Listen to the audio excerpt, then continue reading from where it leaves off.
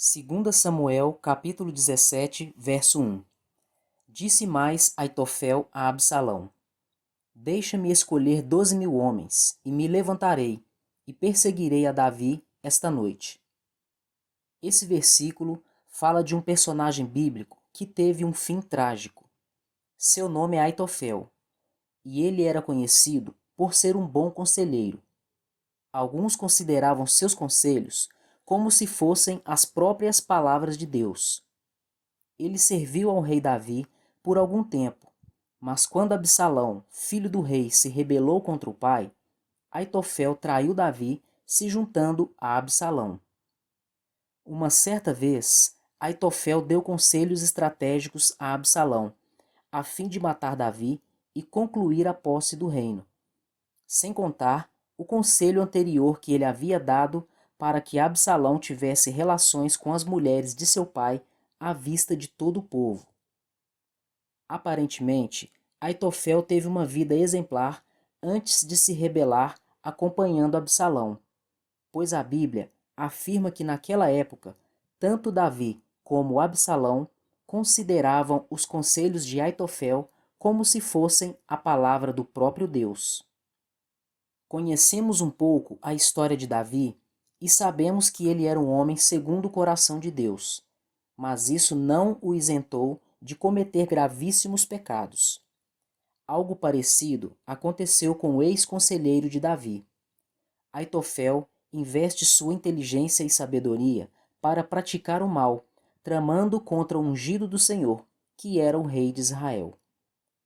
Podemos ver algumas diferenças entre esses dois personagens.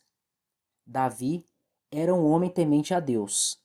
Após pecar gravemente, reconheceu seu erro e buscou ao Senhor, a fim de alcançar o seu perdão e continuar na sua presença. Quanto a Aitofel, ele não parecia ser temente a Deus, pois além de se levantar contra o ungido do Senhor, tirou a sua própria vida ao ver que seus planos foram frustrados e seu conselho rejeitado por Absalão. Não importa a posição em que o homem se encontra, seja onde ele estiver, enquanto estiver vivo, ele sempre estará sujeito a cometer pecados. Foi assim com todos os homens e mulheres da Bíblia, e não vai ser diferente comigo e com você.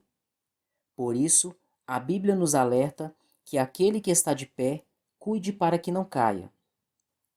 Todos estão vulneráveis, mas existe um caminho que nos protege de tais tragédias. Esse caminho se chama o temor do Senhor. Aquele que teme verdadeiramente a Deus luta contra o pecado e foge da aparência do mal. E ainda que venha a pecar, reconhece seu erro, se arrepende buscando o perdão de Deus e persevera nos caminhos do Senhor.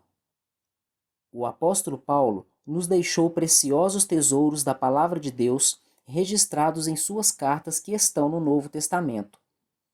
A palavra de Deus purifica e alimenta a nossa alma. Ela é a luz que ilumina o nosso caminho.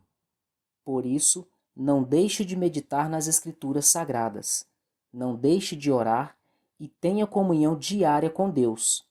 Assim, você estará favorecendo a sua caminhada cristã, se protegendo do mal que nos cerca e do pecado que tão de perto nos rodeia.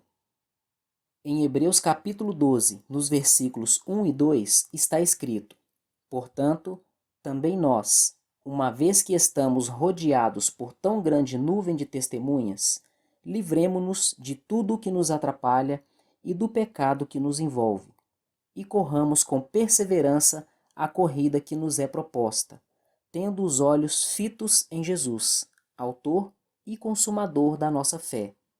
Ele, pela alegria que lhe fora proposta, suportou a cruz, desprezando a vergonha, e assentou-se à direita do trono de Deus. Seja sábio, seja prudente, e não permaneça vulnerável.